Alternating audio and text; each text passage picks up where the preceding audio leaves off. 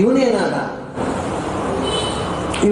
ಅಂತ ನಿಲ್ಲಿಸಿಬಿಟ್ಟಿದ್ದಾರೆ. ನನ್ನ ಮೇಲೆ ಆಚಾರ್ಯರು ತಾತ್ಪರ್ಯದಲ್ಲಿ ಹೇಳ್ತಾರೆ, ಅದರ ನಂತರ ಇಷ್ಟು ಸಿದ್ಧತೆ ಆದ ಮೇಲೆ ಕಪಿಲನ ದರ್ಶನ ಆಯಿತು. ಜಡಭರತನ ಉಪದೇಶ ಆಗದೇ ಇರ್ತಿದ್ದರೆ ಕಪಿಲ ಮಹರ್ಷಿಯ ಸಂದರ್ಶನ ಆಗ್ತಿದೆ. ಅದ ನಂತರ ಸಾಕ್ಷಾತ್ ಭಗವಂತನಿಂದ ಉಪದೇಶ ಪಡೆದ ಅಂದರೆ ಅವರಿಬ್ಬರು ಮುಕ್ತಿಗೆ ಹೋದ್ರು ಅಂತ. ಭಗವಂತನಿಂದ ಉಪದೇಶ ಪಡೆದ ಮೇಲೆ ರಘುಗಣನು ಮುಕ್ತಿಗೆ ಹೋದ. ಇವನೊಂದು ಚರ್ಮ ಶರೀರ ಅದ, ಮತ್ತೆ ಹುಟ್ಟಲಿಕ್ಕೆ ಇಲ್ಲ. ಅದು ಮೊದಲು ರಾಜನಾಗಿದ್ದವನೇ ಮೋಕ್ಷಕ್ಕೆ ಹೋಗಬೇಕಿತ್ತು. ಜಿಂಕೆ ಮೋಹದಿಂದ ಅದನ್ನು ಕಳ್ಕೊಂಡ. ಮತ್ತೆ ಪುನಃ ಆಂಗಿರಸ ಬ್ರಾಹ್ಮಣನಾಗಿ ಅವಧೂತನಾಗಿ ಹುಟ್ಟಿದ ಅವನು ಚರ್ಮ ಶರೀರ. ಹೀಗೆ ತನ್ನ ಜನ್ಮವನ್ನು ಕಳ್ಕೊಂಡು ಇಬ್ಬರು ಮೋಕ್ಷಕ್ಕೆ ಹೋಗೋದು. ಅದನ್ನು ಭಾಗವತದಲ್ಲಿ ಇದಾಯಿತು. ಇವನ ಬಗ್ಗೆ ಹೇಳ್ತಾ ಒಂದು ಮಾತು ಹೇಳ್ತಾರೆ, ಎಂಥವನು ಆರ್ಷಭಸ್ಯ ಈಗ ರಾಜರ್ಷಿಯೇ ಮನಸಾಪಿ ಮಹಾತ್ಮನಃ. ಅದು ಏನು ಆರ್ಷಭಸ್ಯ ರಾಜರ್ಷಿ ಋಷಭನ ಮಗ, ಋಷಭದೇವನ ಮಗನಾಗಿರತಕ್ಕಂಥ ಈ ರಾಜರ್ಷಿ ಇದ್ದಾನಲ್ಲ ಭರತ ಚಕ್ರವರ್ತಿ, ಅವನು ಕೋನವರ್ತಿ ಅವರ್ತ್ಮಾನವರ್ತಿ ನೃಪ ಮಕ್ಷಿಕಾ ಇವ ಗರುಡ. ಅಂದರೆ ಈ ಮನಸಾಪಿ ಮಹಾತ್ಮನಃ ಆರ್ಷಭಸ್ಯ ಅನುವರ್ತ್ಮ ಸಹ ಅನುವರ್ತೇತ. ಇವನು ಸಾಗಿದ ದಾರಿಯಲ್ಲಿ ಹೋಗುವುದಲ್ಲ, ಹೋಗಬೇಕು ಅಂತ ಮನಸ್ಸಿನಲ್ಲಿ ಯೋಚನೆ ಮಾಡುವುದು ಸಾಧ್ಯ. ಭರತ ಚಕ್ರವರ್ತಿ ಬದುಕಿದ ದಾರಿಯಲ್ಲಿ ಸಾಗಬೇಕು ಅಂತ ಮನಸ್ಸಲ್ಲಿ ಕೂಡ ಯೋಚಿಸುತ್ತಾರೆ. ಮನಸಾಪಿ ಮಹಾತ್ಮನಃ ಅದು ಹೋಗುವುದು ಹೇಗೆ ಅಂದರೆ ಮಕ್ಷಿಕೇವ ಗರುತ್ಮತಃ ನೃಪ. ಯಾವ ರಾಜನು ಅಲ್ಲಿ ಹೇಳೋದು ಮನುಷ್ಯರ ಬಗ್ಗೆ ಅಲ್ಲ, ಯಾವನೇ ಒಬ್ಬ ರಾಜ ಭರತ ಚಕ್ರವರ್ತಿ ಸಾಗಿದ ದಾರಿಯಲ್ಲಿ ಇನ್ನೊಬ್ಬ ಹೋಗುವುದು ಸಾಧ್ಯ ಇಲ್ಲ. ಯಾಕೆಂದ್ರೆ ಮಕ್ಷಿಕೇವ ಗರುತ್ಮತಃ ಗರುಡ ಹಾರಿದ ಎತ್ತರಕ್ಕೆ ನೊಣ ಹಾರುತ್ತೆ. ಉಳಿದ ರಾಜರುಗಳೆಲ್ಲ ನೊಣಗಳಿದ್ದ ಹಾಗೆ. ನಭಪತಂತಿ ಆತ್ಮಸಮಂಪತ ತೃಣ ಅಂತ ಭಾಗವತದಲ್ಲಿ ಹೇಳಿದ್ರು. ಪಕ್ಷಿಗಳು ತಮ್ಮ ಯೋಗ್ಯತೆಗೆ ತಕ್ಕಂತೆ ಆಕಾಶಕ್ಕೆ ಹಾಡ್ತವೆ, ಆದರೆ ಗರುಡ ಹಾರದಕ್ಕೆ ಎತ್ತರಕ್ಕೆ ಹೋಗ್ಲಿಕ್ಕೆ ಆಗೋದು. ಹಾಗೆ ಮಕ್ಷಿಕೇವ ಗರುತ್ಮ. ತಾವು ಆ ದಾರಿಯಲ್ಲಿ ಸಾಗುವುದು ಯಾವ ರಾಜರಿಗೂ ಸಾಧ್ಯ ಇಲ್ಲ. ಇದೊಂದು ಸಂಶಯ ಬಂತು. ಯಾವ ರಾಜರಿಗೂ ಸಾಧ್ಯ ಇಲ್ಲ ಅಂತಂದ್ರೆ ಒಂದು ಸಂಗತಿ ಇದೆ. ರಾಜರುಗಳಲ್ಲಿ ಒಂದು ಲಿಸ್ಟ್ ಇದೆ. ತಾರತಮ್ಯ ಕಕ್ಷೆಯಲ್ಲಿ 19ನೇ ಕಕ್ಷೆಯಲ್ಲಿ ಒಂದು 100 ಜನ ರಾಜಋಷಿಗಳನ್ನು ಹೇಳ್ತಾರೆ. ಅವರು ಕರ್ಮದೇವತೆಗಳು ಅಂತ ಹೆಸರು. ಅಂದರೆ ರಾಜರುಗಳಾಗಿ ಭೂಮಿಯಲ್ಲಿ ಮನುಷ್ಯರಾಗಿ ಹುಟ್ಟಿ ತಮ್ಮ ಕರ್ಮದಿಂದ ದೇವತ್ವವನ್ನು ಪಡೆದವರು ಕರ್ಮದೇವತೆಗಳು ಹೆಸರು. ಅಂಥವ್ರು 100 ಜನ ರಾಜರುಗಳಿದ್ದಾರೆ. ಎಲ್ಲ ರಾಜರುಗಳು ಕರ್ಮದೇವತೆಗಳಲ್ಲ. ಆ ಎಲ್ಲ ಕರ್ಮದೇವತೆಗಳು ಸಮಾನ. ಉದಾಹರಣೆಗೆ ಕಾರ್ತಿವೀರ್ಯ ಅರ್ಜುನ, ಪೃಥು ಚಕ್ರವರ್ತಿ, ಈ ವಂಶದ ಮೊದಲ ಪ್ರಿಯಭರತ, ಪ್ರಹ್ಲಾದ, ಉತ್ತಾನಪಾದ, ಇವರೆಲ್ಲ ಸಮಾನ ಸ್ಕಂಧರು. ಭರತ ಇನ್ನು ದುಷ್ಯಂತರ ಮಗ ಭರತ, ಇವರೆಲ್ಲರೂ ಯೋಗ್ಯತೆಯಲ್ಲಿ ಸಮಾನರು. ಅದನ್ನು ಯಾವ ನೃಪನೂ ಇವನಿಗೆ ಸಾಧ್ಯ ಇಲ್ಲ ಅಂತ ಹೇಳ್ತಾರಲ್ಲ, ಅದನ್ನು ಏನು ಅರ್ಥ ಮಾಡಬೇಕು ಅಂದರೆ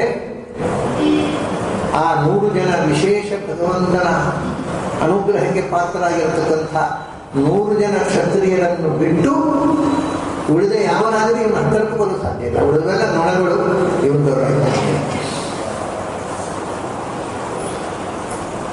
ಅಂಥ ಎತ್ತರಕ್ಕೆ ಯಾಕೆಂದರೆ ಅವನು ಹೇಗೆ ಬದುಕಿದ ಅಂದರೆ ಯಜ್ಞಾಯ ಧರ್ಮಪದಯೇ ವಿಧಿ ನೈಪುಣಾಯ.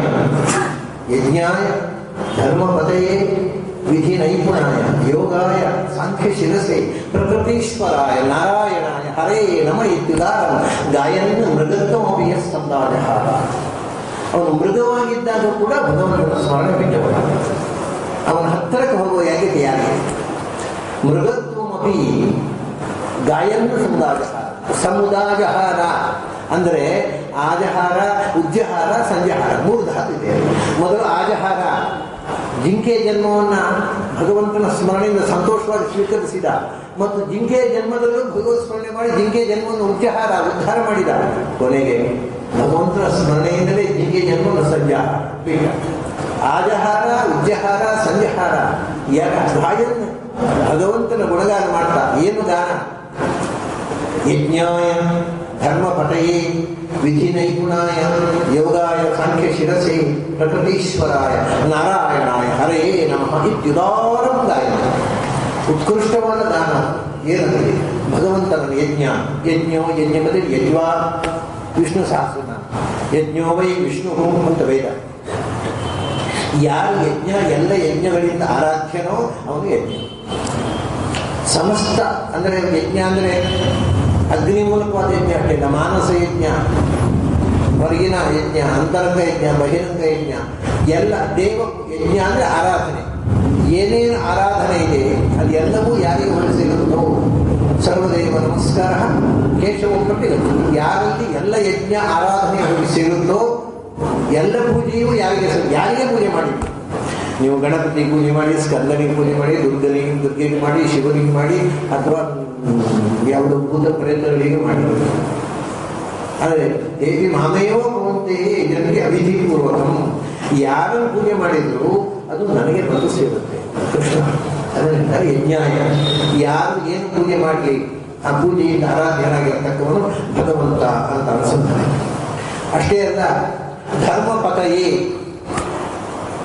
ಕೃಷ್ಣ ಹೇಳಿದ ಸದಾ ಆತ್ಮಾನು ಸೃಜಾಮ್ಯಹಂ. ಧರ್ಮಪತಿ ಅಂತಂದರೆ ಧರ್ಮದ ರಕ್ಷಕ ಅಂತ, ಧರ್ಮದ ಪಾಲಕ. ಜಗತ್ತಿನಲ್ಲಿ ಅಧರ್ಮ ವೃದ್ಧಿಯಾದಾಗ ತಾನು ಅವತರಿಸಿ ಬರ್ತೇನೆ ಅಂತ ಕೃಷ್ಣ. ನಮ್ಮ ಜನರಿಗೆ ಅದೊಂದು ಬಹಳ ಮುಖ್ಯವಾದಂತಹ ಶ್ಲೋಕ. ಯಾವಾಗ ಅಧರ್ಮ ಮಾಡಿದರೆ ಆ ಅಧರ್ಮ ಮಿತಿ ಮೀರಿದಾಗ ನಾನು ಬರ್ತೇನೆ ಅಂತ ಹೇಳಿದ ಕೃಷ್ಣ. ನಮ್ಮ ಜನರಿಗೆ ಯೋಚನೆ ಮಾಡಿದ್ರು. ಹಾಗಾದ್ರೆ ದೇವರು ಬೇಗ ಬರ್ಬೇಕಾದ್ರೆ ನಾವೇನು ಮಾಡಬೇಕು? ನಾವು ಪುಣ್ಯ ಮಾಡಬೇಕು, ದೇವರು ಬರುವುದೇ. ದೇವರು ಬೇಗ ಭೂಮಿ ಬರುವಂತೆ ಮಾಡಬೇಕಾದ್ರೆ ನಾವು ಆದಷ್ಟು ಅಧರ್ಮ ಮಾಡಬೇಕು. ಇದು ಇದೇ ಅರ್ಥ ಎಲ್ಲರಿಗೂ ಆಯ್ತು. ಹಾಗಾಗಿ ಅದನ್ನು ಫಾಲೋ ಮಾಡಿದ್ರು. ದೇವರಿಗೆ ಒಂದು ದೊಡ್ಡ ಉಪಕಾರ ಮಾಡುವ, ಏನು ಅದನ್ನು ಮಾಡೋಣ, ಬೇಗ ಬರ್ತಾರೆ. ಧರ್ಮದ ಪಾಲಕ ಅಂದರೆ ಅವನು ತನ್ನ ಆತ್ಮಾನು ಸೃಜಾನ ಅಂತ ಹೇಳಿದ. ನಾನು ನನ್ನನ್ನೇ ಸೃಷ್ಟಿ ಮಾಡ್ತೇನೆ ಅಂತ. ಆತ್ಮಾನು ಅವನೇ ಬರೋಲ್ಲ, ಕೆಲವೊಮ್ಮೆ ಅವನು ಮೆಸೆಂಜರ್ಸ್ ಅನ್ನು ಕಳಿಸ್ತಾನೆ. ಆತ್ಮ ಅಂದರೆ ಆತ್ಮೀಯ. ಜ್ಞಾನಿಗೂ ಆತ್ಮೀಯ ಬೇಕು. ಒಮ್ಮೊಮ್ಮೆ ಅವನೇ ಬರ್ತಾನೆ, ಒಮ್ಮೊಮ್ಮೆ ಜ್ಞಾನಿಗಳನ್ನು ಕಳಿಸ್ತಾನೆ, ಸೆಟ್ರೇಟ್ ಮಾಡಿ. ಅಷ್ಟೇ ಅಲ್ಲ, ಧರ್ಮಪತಿ ಅಂದರೆ ಯಜ್ಞ ಮಾಡಿದ್ದರಿಂದ ಬರತಕ್ಕಂಥ ಪುಣ್ಯ ಪಾಪಗಳು ಏನಿದೆ ಅದು ಧರ್ಮ ಅಂದರೆ ಪುಣ್ಯ. ಆ ಧರ್ಮಕ್ಕೆ ಅದನ್ನು ಕೊಡ್ತಕ್ಕವ, ಯಜ್ಞದ ಪುಣ್ಯ ಫಲವನ್ನು ಕೊಡತಕ್ಕವನು ಅವನು, ಧರ್ಮ ರಕ್ಷಕನು ಅವನು. ಯಜ್ಞಾಯ ಧರ್ಮಪದೇ ವಿಧಿ ನೈಪುಣಾಯ. ಯಾವ ಯಜ್ಞದ ಹೇಗೆ ವಿಧಿ ಅನುಷ್ಠಾನ ಮಾಡಬೇಕು ಅನ್ನೋದನ್ನು ತೋರಿಸಿಕೊಟ್ಟವನು ಅವನೇ, ವೇದದ ಆವಿಷ್ಕಾರ. ಅಷ್ಟೇ ಅಲ್ಲ, ಜಗತ್ತಿನ ಆದಿಜೀವನಾಗಿರ್ತಕ್ಕಂಥ ವಿಧಿಗೆ ಸೃಷ್ಟಿಯ ನೈಪುಣವನ್ನು ಹೇಳಿಕೊಟ್ಟವ.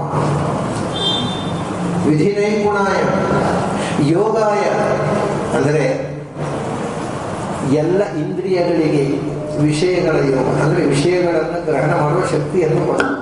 ಇಂದ್ರಿಯಗಳಿಗೆ ವಿಷಯ ಗ್ರಹಣ ಮಾಡುವ ಶಕ್ತಿಯನ್ನು ಕೊಟ್ಟ.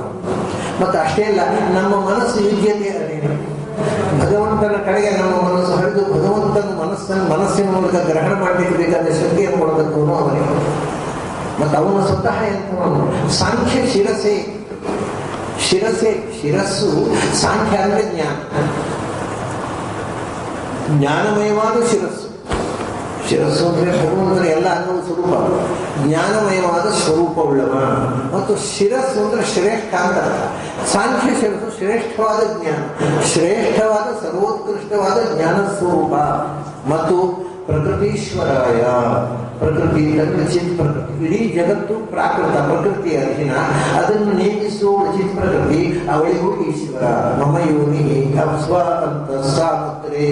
ನನ್ನ ಪ್ರಕೃತಿಗೂ ಶ್ರೀಕೃತಕ್ಕೂ ಕೂಡ ನಿಯಾಮಕನಾಗಿರ್ತಕ್ಕವ ಅಂಥ ಭಗವಂತನನ್ನ ನಾರಾಯಣಾಯ ಹರಯೇ ನಮಃ. ಅವನು ಹರಿ. ಯಾಕೆಂದರೆ ಹರದಿ ಮನೋಹರ, ಧ್ಯಾನದಲ್ಲಿ ಕಾಣುವ ರೂಪವನ್ನು ಅದು ಏನು ಚಂದ, ಅದು ಹರಿ ಮನೋಹರ, ಅತ್ಯಂತ ಸುಂದರವಾಗಿರ್ತಕ್ಕಂಥ ರೂಪ. ಆ ರೂಪವನ್ನು ಕಂಡಾಗ ಹರತಿ ಸಂಸಾರವನ್ನು ಪರಿಹರಿಸುವಂತಹ ರೂಪ, ಎಲ್ಲ ದುಃಖಗಳನ್ನು ಪರಿಹರಿಸುವ. ಆ ಕಾಲದಲ್ಲಿ ಆಗತಕ್ಕಂತಹ ಒಳಗಿನ ಅಂತರ್ದರ್ಶನದಿಂದ ಆಗ್ತಕ್ಕಂಥ ಆನಂದ ಉಂಟಲ್ಲ, ಅದು ಮತ್ತೆ ಎಲ್ಲ ದುಃಖವನ್ನು ಪರಿಹರಿಸಿಬಿಡುತ್ತೆ ಅಂತ ಬೇರೆ ಯಾವುದೇ ಆನಂದ ಬೇಕು ಅಂತ ಅನಿಸ. ಅಂಥ ನಾರಾಯಣಾಯ ಪ್ರಕೃತೀಶ್ವರಾಯ ಅನ್ನೋದರದ್ದೇ ಒಂದು ನಾರ ಅಂದರೆ ಅರ ಅಂದರೆ ದೋಷ. ಯಾವ ದೋಷವೂ ಇಲ್ಲದೆ ಇರುವವಳು ಲಕ್ಷ್ಮೀದೇವಿ, ಅವಳಿಗೂ ಅಯನ ಅಂದರೆ ಪ್ರಕೃತಿ. ನಾರ ಅಂದರೆ ನರ ಸಮುದಾಯ, ನರ ಸಮುದಾಯಕ್ಕೂ ಅಯನ ಶ್ರೀನಾಥವ. ಇದು ಅನೇಕ ಅರ್ಥಗಳು, ಅದು ಸಾಮಾನ್ಯ 108 ಅರ್ಥಗಳನ್ನು ಹೇಳುವುದು ನಾಮ. ಅದು ನಾಮಕ್ಕೆ ಅನಂತವಾದಂಥ ಅರ್ಥ ಇದೆ. ಅದು ನಮ್ಮ ಉಪನ್ಯಾಸ ಸಾಂತ ಅನಂತ ಆಗಿದೆ, ಹಾಗಾಗಿ ಅದನ್ನೆಲ್ಲ ಹೇಳ್ತಾ ಕೂತ್ಕೊಳ್ಳಿಲ್ಲ. ನಾರಾಯಣಾಯ ಹರಯೇ ನಮಗೆ ಯುಗಾರಂ ಗಾಯನ್, ಹೀಗೆ ಧ್ಯಾನ ಮಾಡ್ತಾ ಮೃಗತ್ವಮಪಿ, ಮೃಗ ಜನ್ಮದಲ್ಲೂ ಭಗವಂತನ ಸ್ಮರಣೆಯಿಂದ ಅದನ್ನು ಆನಂದವಾಗಿ ಸ್ವೀಕಾರ ಮಾಡಿದ, ಆನಂದವಾಗಿ ಮೃಗ ಜನ್ಮವನ್ನು ಉದ್ಧಾರ ಮಾಡಿದ, ಆನಂದವಾಗಿ ಮೃಗ ಜನ್ಮವನ್ನು ಬಿಟ್ಟು ಜಡಭರತನ. ಅಂಥ ಅದ್ಭುತನಾಗಿರ್ತಕ್ಕಂಥ ಜಡಭರತನ ಸಾಟಿಯಾಗಿರ್ತಕ್ಕ ಕ್ಷತ್ರಿಯರು ಇನ್ನೊಬ್ಬರು ಸಿಗೋಲ್ಲ.